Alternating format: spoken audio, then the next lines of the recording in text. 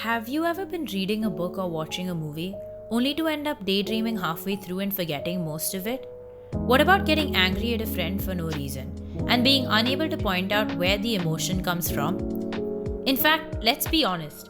How many of you are actually paying full attention to this video right now? According to a Harvard study in 2010, 47% of you are probably checking your emails or texting a friend on the side. This wandering of the mind can be a frustrating experience, preventing you from concentrating completely on a task, like studying for a test, or preventing you from being in touch with your emotions. This is because when we're not paying attention, our brain runs on autopilot, resorting to habits and emotions that aren't really a representation of who we want to be right now, resulting in thoughts and emotions that we have no control over and no idea where they come from. This is where being mindful comes in. Mindfulness helps us be fully in the present and stay aware of where we are and what we're doing. We can learn to live in the moment and understand each experience and our reaction to it, helping us learn about ourselves and our emotions. In 2020 especially, with constantly changing news and a stressful and uncertain future, mindfulness allows us to be aware of our frustrations and anxieties, as well as preventing us from tainting each experience, whether it be talking to friends and family or simply winding down from the day by unnecessary stresses. There are 3 foundations to consider when practicing effective mindfulness: a suspension of judgment, a beginner's mind, and being an observer. In this video, I will give you an overview of all of these techniques, as well as strategies to implement them. The first foundation of being mindful is a suspension of judgment. This aspect of mindfulness deals with our tendency to associate preconceived emotions, whether negative or positive, to all experiences that we have. Notice how many times you say to yourself, "This lecture is so boring," or "This chapter is too difficult," or "This news is so stressful." This judging of an experience prevents us from relishing it fully, because by associating emotions with the experience, we get caught up in our thoughts, ideas, and emotions rather than in the event itself. Thus, mindfulness involves a suspension of judgment, that is, to dissociate all preconceived notions of an event in order to experience it fully and without judgment. So, the next time you are studying or listening to a class, try and recognize the judging thoughts that crop up in your brain, that shift your focus away from the experience itself and inward towards your own thoughts, and try to understand how these thoughts alter your perception and enjoyment of the event. In today's world, this can help you recognize and differentiate the swirl of thoughts that form in your own head when you do something as simple as read the news. And this can prevent you from being overly anxious by simply experiencing the event rather than emoting through it. The second foundation for mindfulness is having a beginner's mind. Think of the first time you did something new, whether it was running 3 kilometers or rock climbing.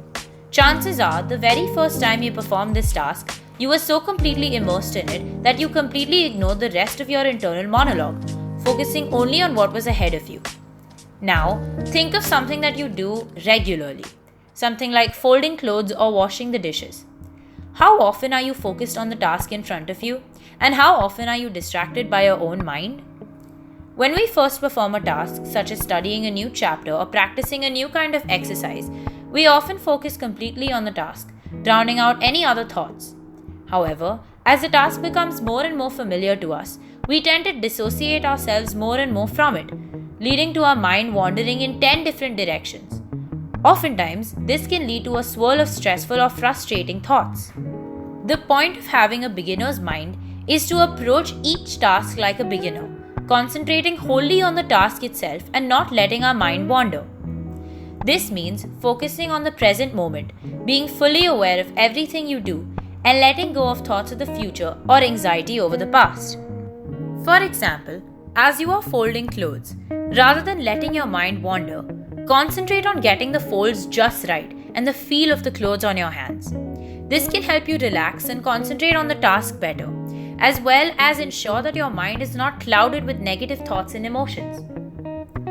Another way to help with this is to constantly find something new to do with an old and familiar task. For example, try and wash 3 dishes under 2 minutes, or try brushing your teeth with your non-dominant hand. This can not only make boring tasks seem new and exciting, but they help eliminate negative thoughts about the task, and this helps ensure that your mind doesn't wander when you are performing the task. The last foundation to mindfulness is to be an observer.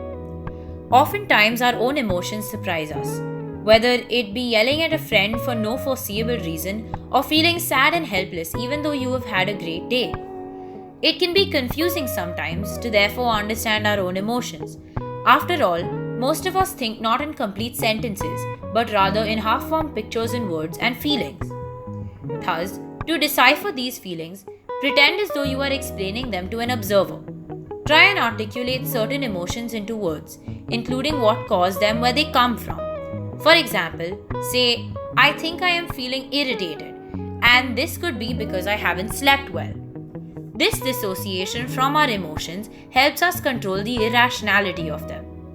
After all, recognizing that you are irritated because you haven't slept well and not because your friend has done something to genuinely irritate you is a first step to ensuring you don't get angry with them. A good way to practice this is to journal your feelings at the end of the day, including what you saw and what you thought of it, your first thoughts and reactions to particular situations.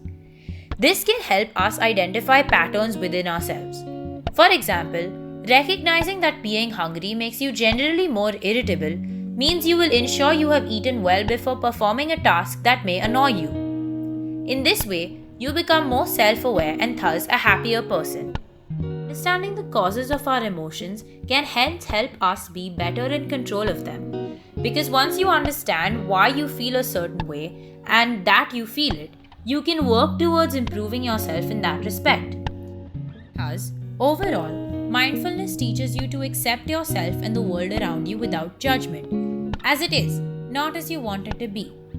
It allows you to observe your own thoughts and emotions to better understand yourself and the world around you, as well as enjoy each experience as thoroughly and fully as possible, preventing your mind from wandering and living life through a dazed and dissociated lens.